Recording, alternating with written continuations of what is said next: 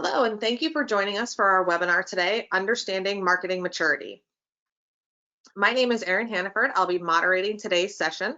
Before we get started, I'd like to cover our agenda and go through a couple housekeeping items. We'll start by talking about the digital imperative and then get into discussing what marketing maturity is and why it is that you should care about it. We'll go through understanding the different levels and stages of marketing maturity, and then talk to how you as an organization begin to navigate from one stage of the marketing maturity journey to the next. We've saved plenty of time for questions. Both the questions and the chat functionality will be open throughout the webinar, so please don't feel that you need to hold your questions until the end. You can type them in at any point during the session. We will get to as many questions as we can. However, if you have a question that is specific to your own instance or use case, we will have someone reach out to discuss that specifically with you after today's session. We are recording the session and will make the recording available after the webinar concludes. With that, I'd like to introduce today's speaker. Joining us today is ClickDimensions Chief Growth Officer, Margaret Weiss. Margaret comes to ClickDimensions having previously held revenue-based leadership roles at ARC and Alithia. At ClickDimensions, she is responsible for sales, marketing, product marketing, and sales enablement. Margaret, welcome. Thanks, Erin. Appreciate that. And want to thank everyone for joining today. And thank you to all who might be listening to this after the live webinar. As we'll talk about today, digital is changing the way people buy.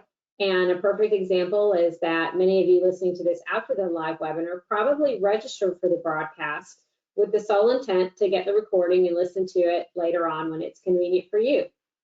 I get it, I do the same thing as well, but it's just a perfect example of how the digital world is changing. So let's dive in and get started. In digital everything and digital transformation, they're not new ideas to most of us, but in 2019, many companies were just really starting to think about what it could mean for their business or what it would take for this concept to, quote, be more digital. And some companies had formalized digital initiatives already, but those efforts might still have been operating in silos as part of their business model and not really integrated into their other channels.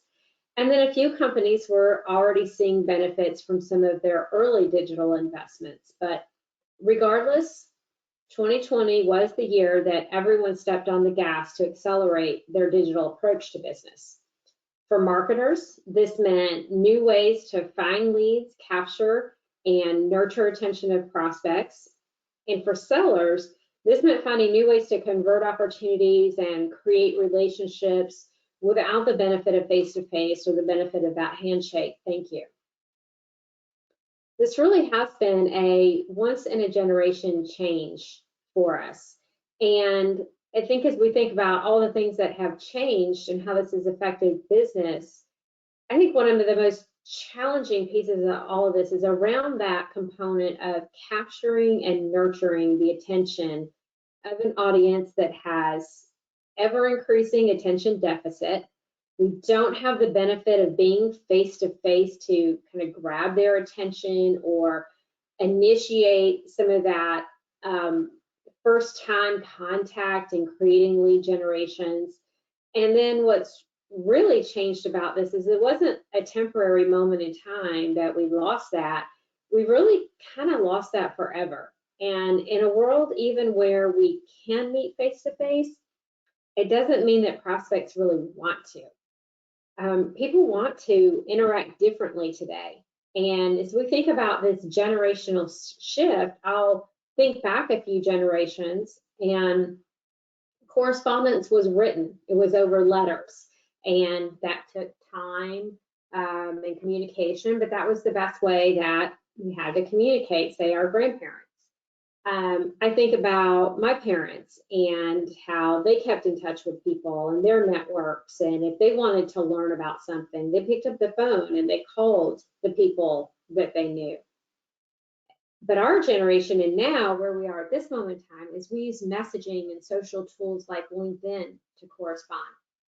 And this isn't a bad thing. It just means that we simply have to adjust and meet our prospects how and where they want to interact and where they're operating, not where we want them to be because it's easy for us. And I'll give you kind of a simple example of this, just thinking about how you have to adjust to where your customers are and some of these examples of generational change. And I'll use Chick-fil-A as an example. And I imagine most listeners are probably familiar with America's favorite chicken sandwich, but they really struggled through an identity crisis years ago about whether to add drive-through windows.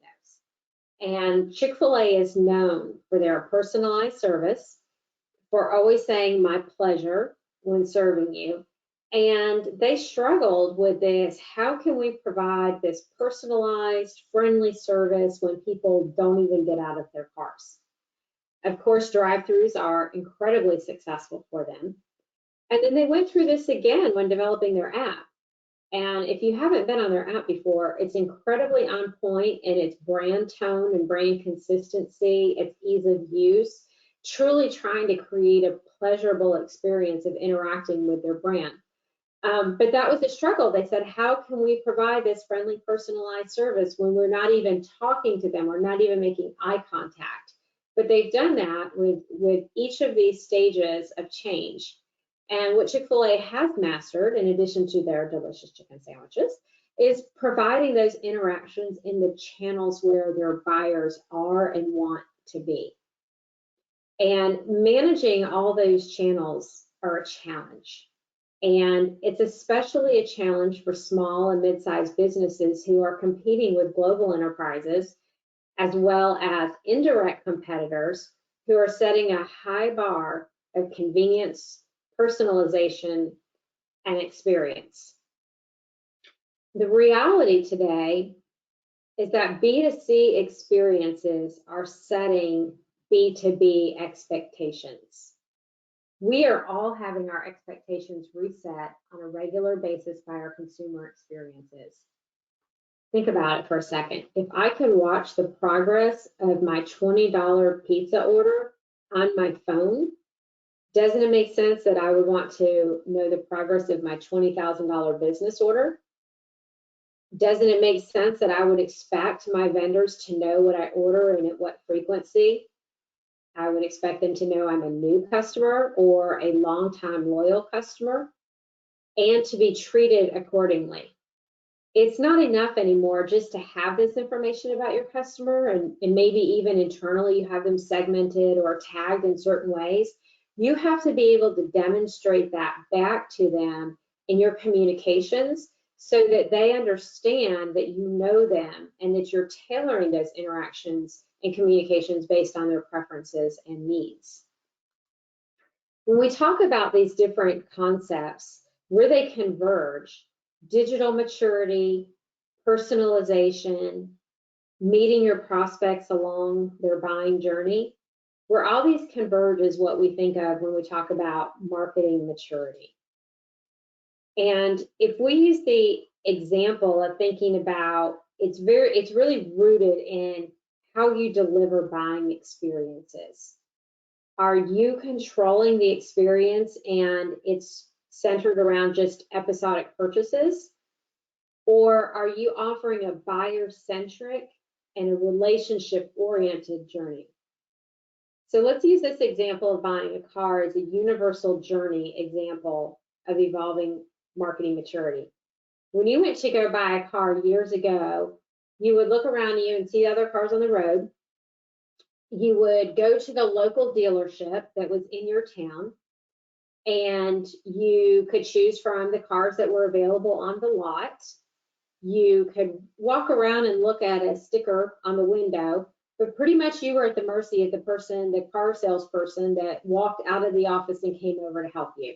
And if you wanted to get a car, those were the circumstances that you could purchase the car in.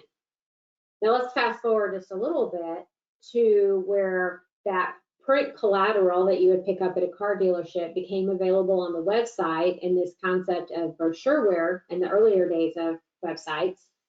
And maybe transacting, you could take what maybe used to have been an old mail order catalog form, for instance, and websites had that available on order forms.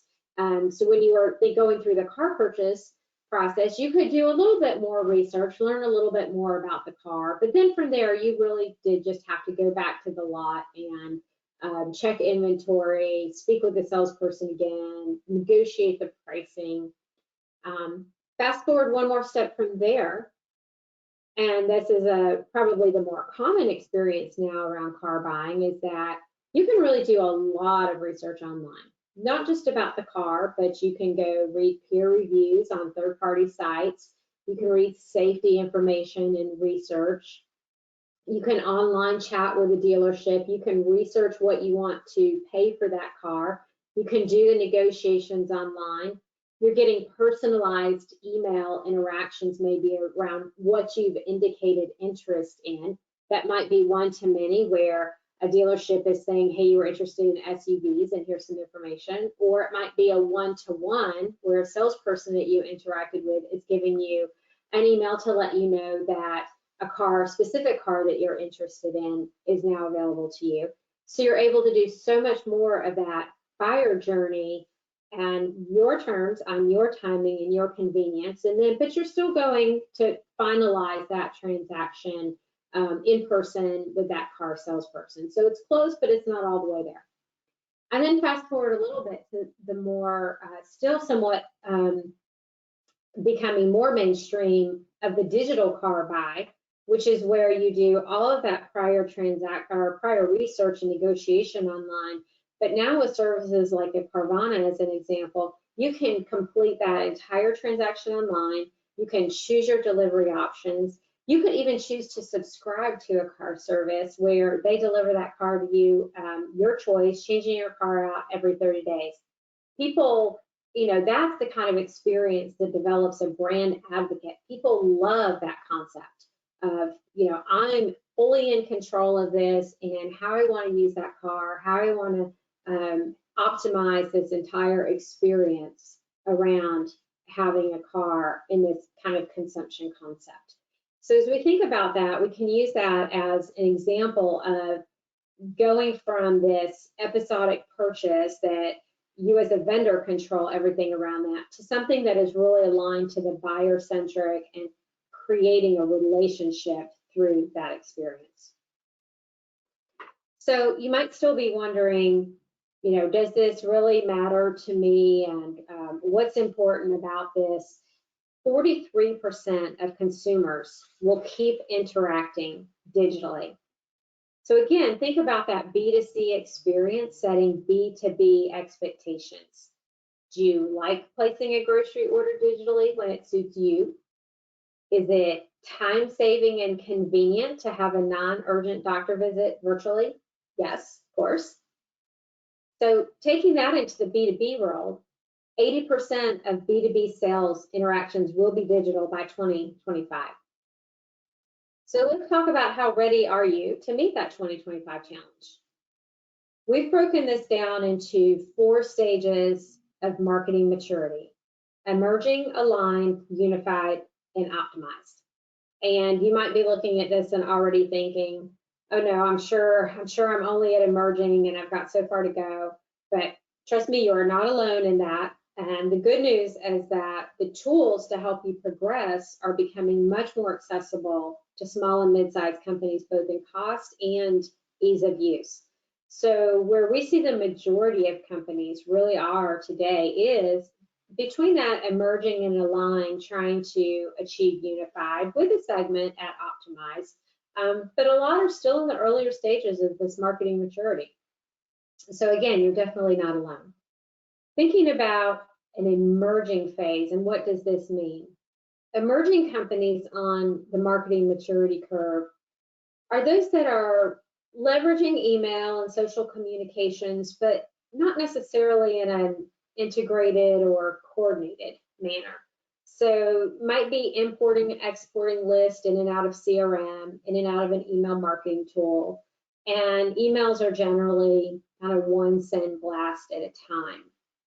And emerging companies are usually somewhere really focused on, okay, what do we need to do to get to aligned? And we define aligned companies as companies that are getting smarter about their digital communications, they're using this as a way to scale their marketing efforts by sending automated campaigns, so multiple step email campaigns. They're typically segmenting lists and approaching their messaging in a more targeted manner based on that segmentation. They might also be leveraging a more coordinated social approach to their brand, having maybe a corporate social presence, but still not quite operating in that integrated manner or able to really leverage any kind of integrated analytics around this. And remember, emerging and aligned do represent the majority of companies, so there's a lot of opportunity here to build revenue and build scale using digital marketing. Unified companies have made a lot of progress scaling through digital marketing, and they've recognized the value and the impact on their business out of this. And so they're really leveraging CRM integration to send smarter and targeted and personalized campaigns. They're often coordinating their social content and social interactions to create brand consistency. And when you're operating in this unified manner, then you're really balancing how you think about journeys and funnels through both that one-to-many traditional marketing and one-to-one traditional sales buyer journey alignment.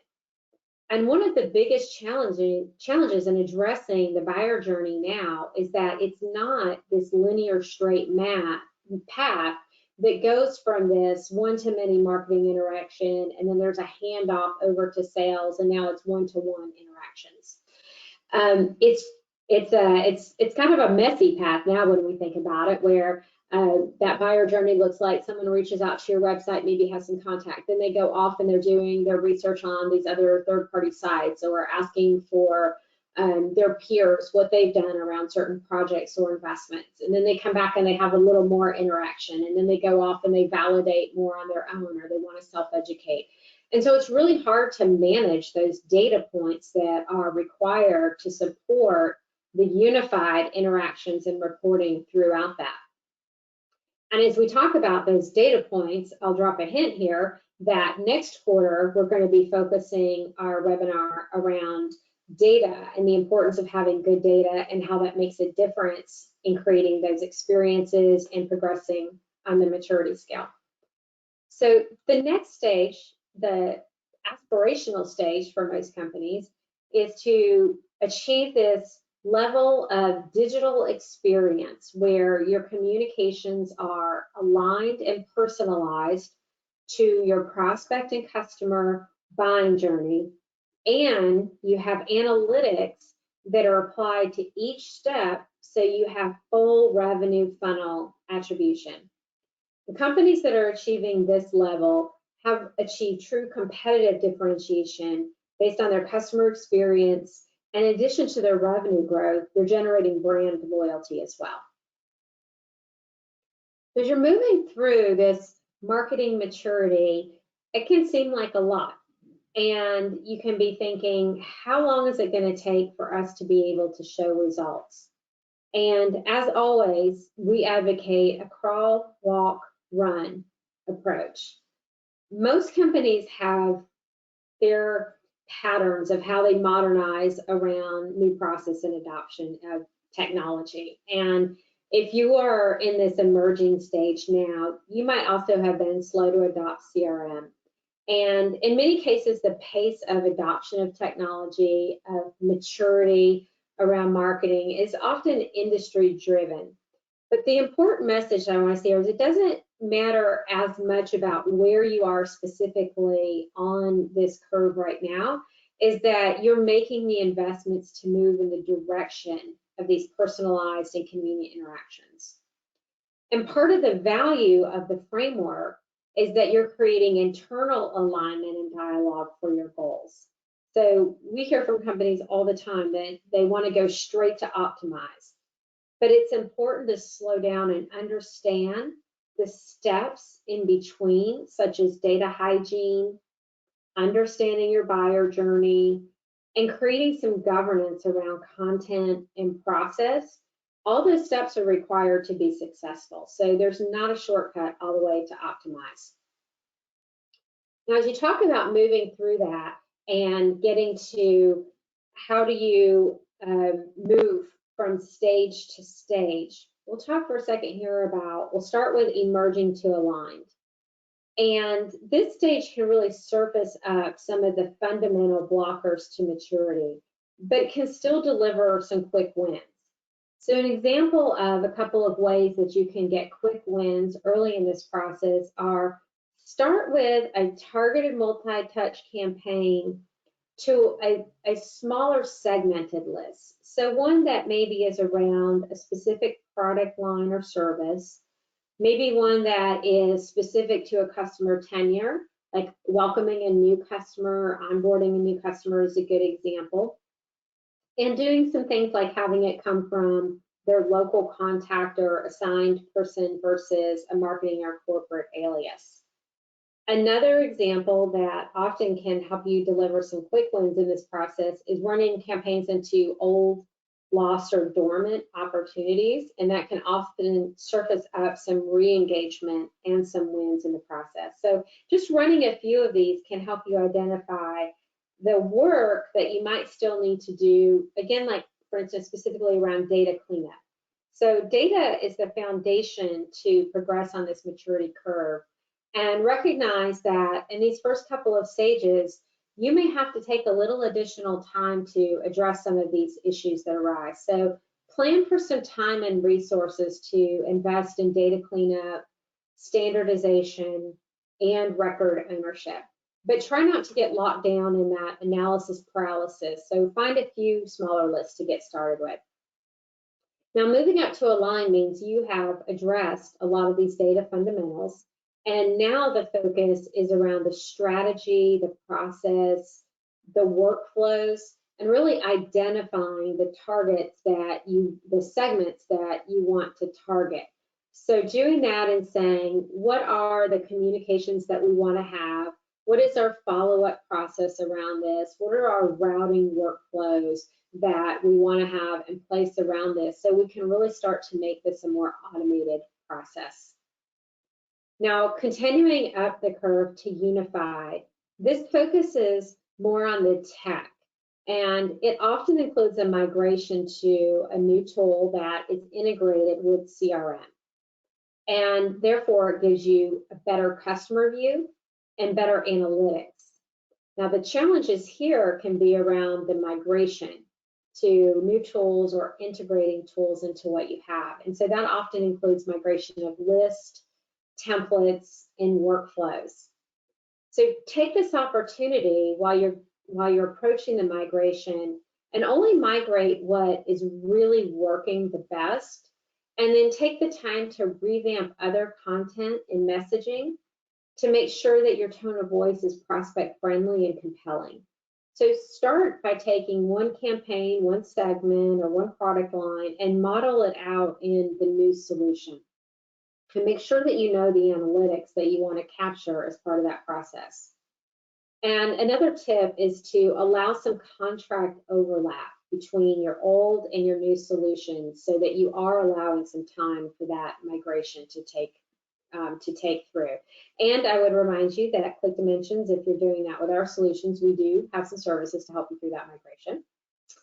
And then finally, getting to optimized requires investment in tools, data hygiene, governance, process, strategy, as well as specialized skills with in-house resources or working with your partners to help you do this. And the result, the outcome of this, is being able to measure your marketing efforts, tying it to revenue outcomes, and creating a buyer and customer experience that positions you positively both against your direct competitors and your indirect competitors like those pizza trackers.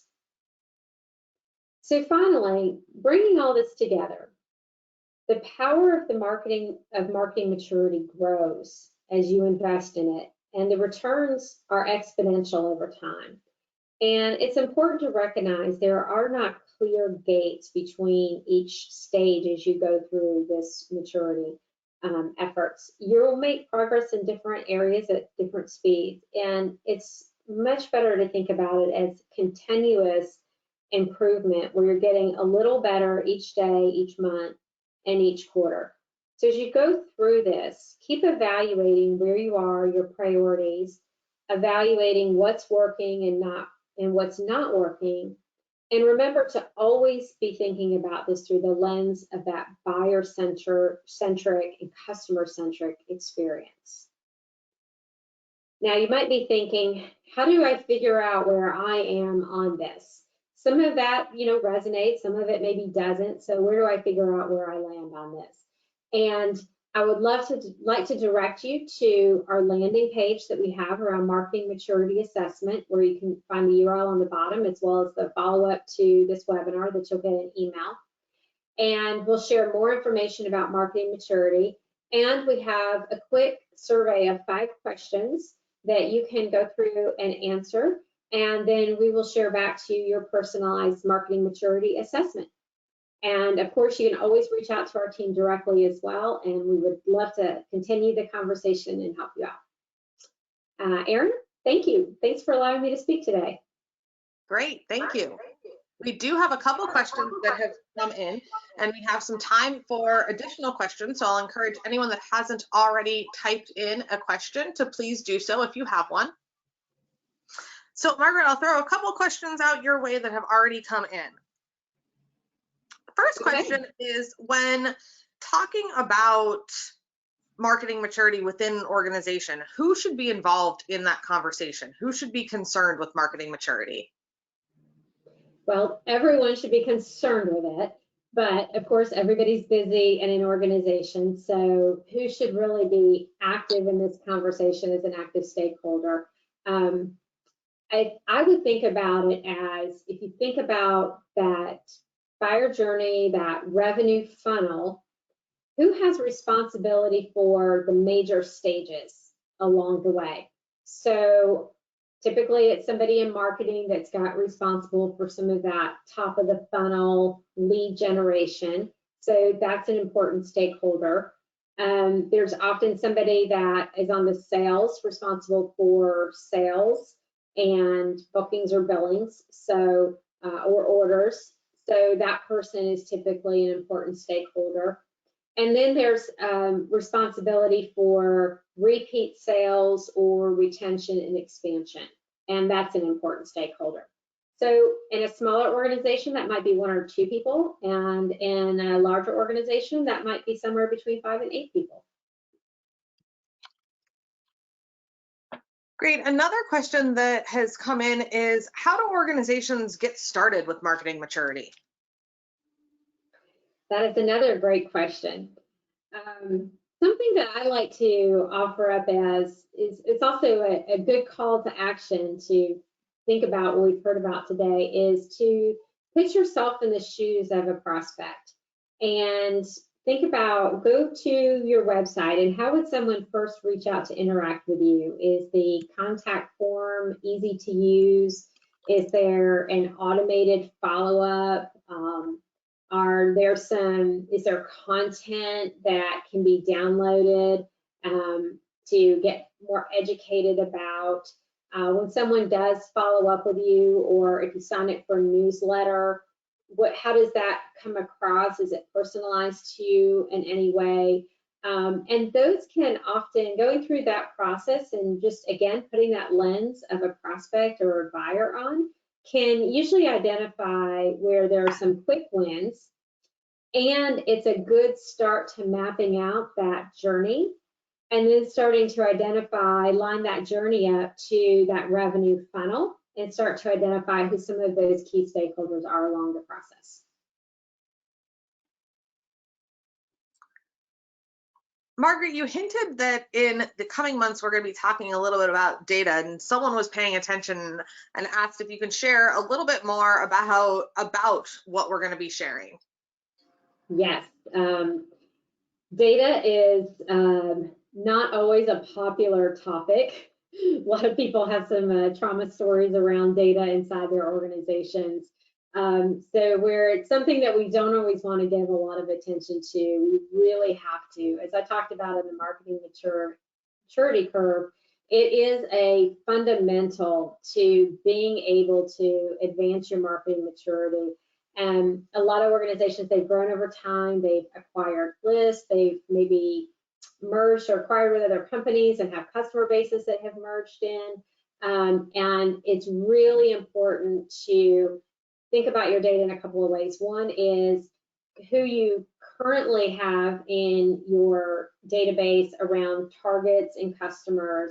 And then thinking about that idea of going out and capturing attention is to understand how you grow that database and who else you want to be in front of. And in order to do that and do that successfully, you've got to have really good data.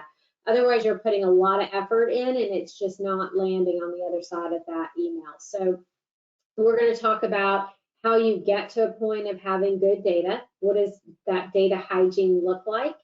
How do you continue to keep your data clean after you go through that cleanup, and thinking about ongoing governance around your data so that you keep that data integrity in place? And then how do you grow your database? How do you go out and say, how do we identify more targets that we want to go after as we think about building our business and building our pipeline? So we're going to spend some time talking about that in the next couple of months. We had a question come in asking for the link to the assessment that you mentioned, Margaret. So just so everyone knows, I went ahead and put the direct link to that in the chat, so you can access it directly from there. We'll also include it in the follow-up email that you get that has the link to this recording. And it looks like we have one final question, Margaret, that has come in. When you were speaking about moving from aligned to unified, you mentioned that that's really where technology and tools come into place. Can you share a little bit about what specific types of technology you think play a role there? Yes, great question. Technology plays a role at each of the stages of marketing maturity, for sure. But there are some fundamental things that we talked about in the early stages, right? There's the fundamentals around data. As you move up a stage, there's really creating some strategy and process and governance around all of that. So as you get to those two higher stages of maturity, that's really where it's time to be sure that your tools are integrated together. And that's where you want to think about tools such as, of course, your marketing automation and your CRM is the most basic integration to have in place. But you also want to think about surveys as an example, because as we move to a more customer-centric relationship, we want to solicit feedback from our customers and understand what their experience is and create more two-way interaction with them. So surveys is an important one around that. Landing pages is another one, because you want to be able to track content and see how they're interacting with you, and it's more of that journey is self-directed and self-educated, and you put more out onto your website. You want to have more visibility as to who's visiting your website, who's hitting landing pages. So that's another great example. And then finally, analytics. Well, I should say quite finally, social is another piece where you want to have that fully integrated, so you can see where you're having social interactions with your prospects and customers and pulling that into your customer and prospect view. And then analytics. Again, being able to have analytics that are integrated into all of these tools stitched together, so you really do get that funnel attribution view. Great, thank you.